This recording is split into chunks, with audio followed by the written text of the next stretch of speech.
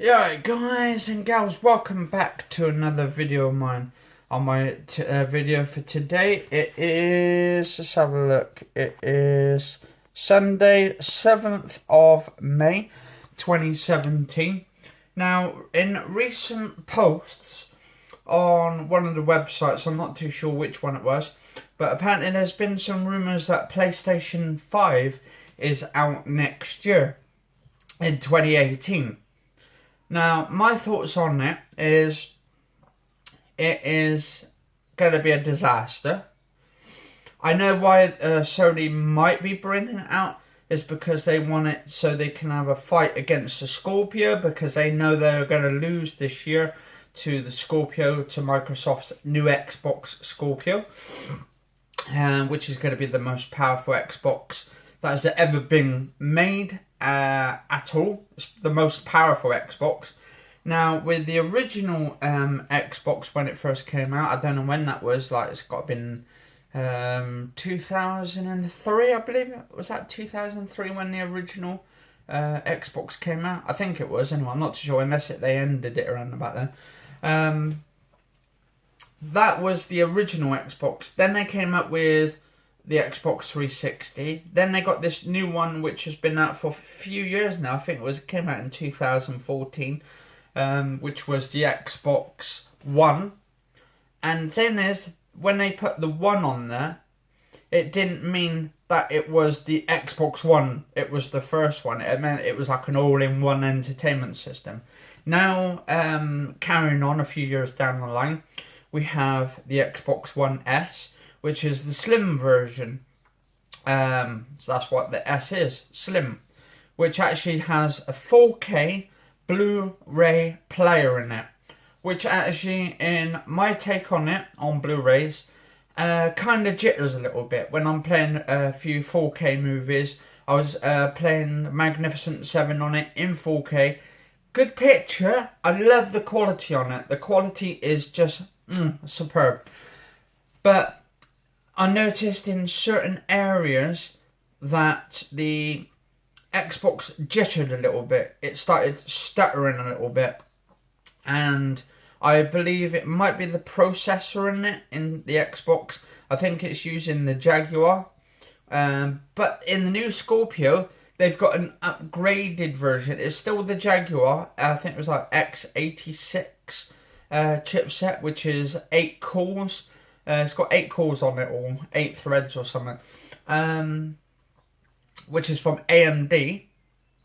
And it's like a custom CPU / GPU all in one. So it's more like an APU, I believe.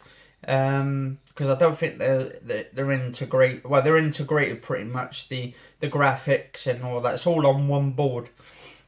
So technically it's an APU. Which is, was that accelerated processor unit or something like that? That's what APU is.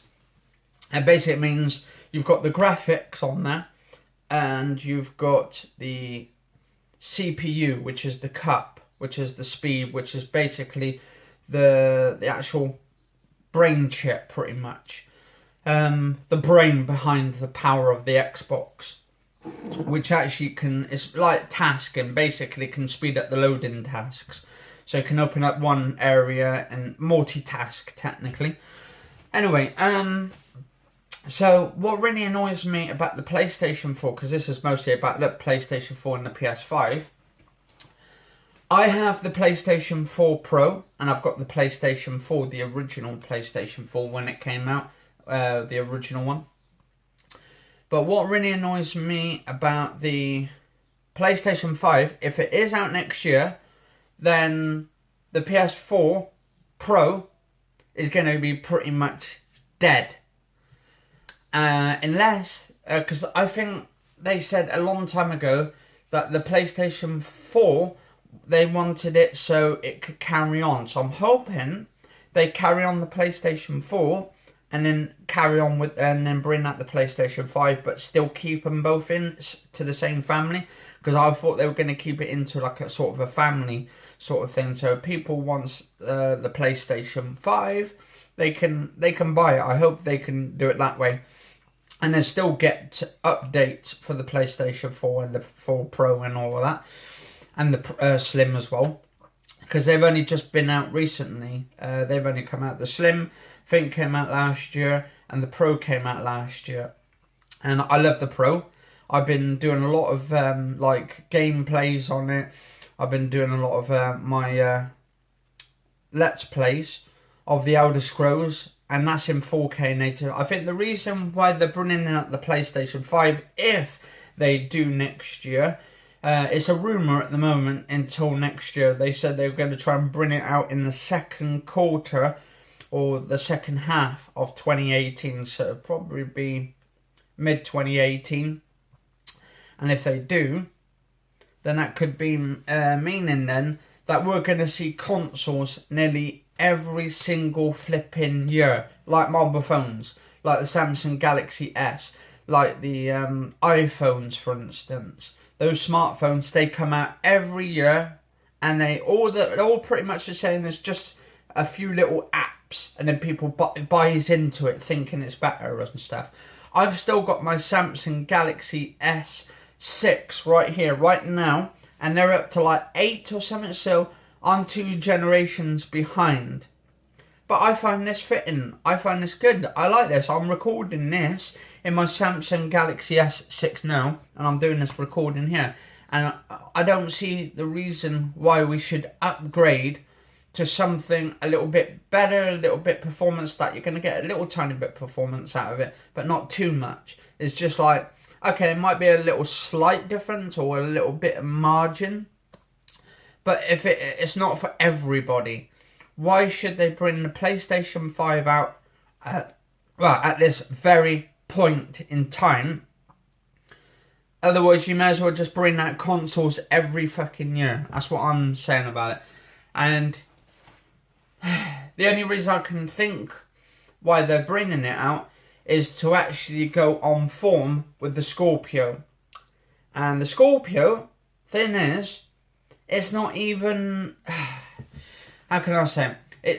It's in between. It's not, and this, it's still this generation, and it's not this generation. It's hard to fathom what kind of rendition you could put this in. Could you put this as a next gen console? Could you put this as the Xbox 2 rather than the Xbox One? Seeing when the Scorpios come out. I mean, what do you guys at Ghost State? Do you think the Xbox Scorpio is going to be basically a new generation system?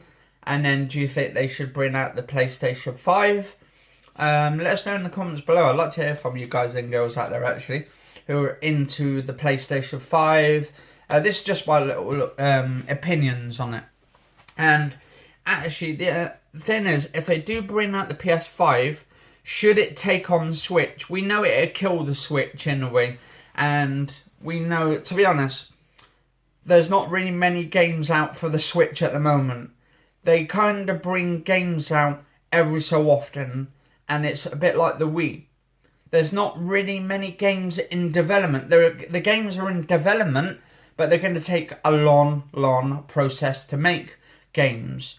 It takes time to make games. I'm not a games expert myself. I just like playing video games. I love the gameplays on it. I love playing games and just uploading video montages, and I just like playing Call of Duty, to be honest. Zombies. I'm happy enough just playing zombies all day with a bunch of my friends on the Xbox or the PC or all that. But that's me. That's my opinion. Yeah, anyway, so yeah, I like my Xbox One S. I think it's fantastic. Even though it's weak, it's not as powerful as the PlayStation 4 Pro, but it's still a system, and it's still a different system compared to the PlayStation 4. Now, with the Scorpio, on the other hand, it's going to be taking on the PC section on certain games, because it's going to be more like a PC. That's what their intentions are. They're trying to draw people away from the Xbox to the consoles over to the PC. And I think that's why eventually you're going to be able to get Steam like games over onto Xbox, maybe. I don't know. There probably will be some sort of like way where they can turn it over to the other side, so you can play all your PC games on your Xbox One S or your Xbox Scorpio, and maybe the PlayStation 4 Pro and the PlayStation 5. But the only reason, right, what they should do to the PlayStation 5, if they do decide to bring it out next year, is have backwards compatibility, which they didn't have on the Pro or on the PS4, which is a shame. They do have PlayStation 2 games, and they have like their own subscription, which is PlayStation Now. I think it's a total load of bullshit, to be honest, that PlayStation Now. I think it's going to be dead eventually soon anyway. I think they should just have good old sort of games like on disc, where you could just put your disc in, it reads it, downloads it like the Xbox One. I think that's the best way they could do it. That if you still got the disc, you put the disc in, downloads the game onto the hard drive. As long as you got your disc in, it plays the game. And I think that would be awesome if PlayStation did the same. Because I know eventually they're going to try and get away and take away people's discs and have it so it's basically digital only games, which bullshit in me, which actually pisses me off because I like collecting discs. I've been collecting discs and cartridges since the NES back in the old days. I used to collect the cartridges. I used to collect the Mega Drive games, the Sega Master System games back in the days. And I used to play the Teenage Mutant Ninja Turtles, the Super Mario Brothers, all them back in the days. Yeah, I was alive around then to play those old classic games, console games. I'm 30 anyway, so it's been around about 30 years, give or take. So I was playing games roughly when I was about, I'd say 9 or 10. Yeah, 9 or 10. So anyway, guys and girls, let me know what you think in the comments below and that. And cheers all for watching, and catch you all later, and stay safe.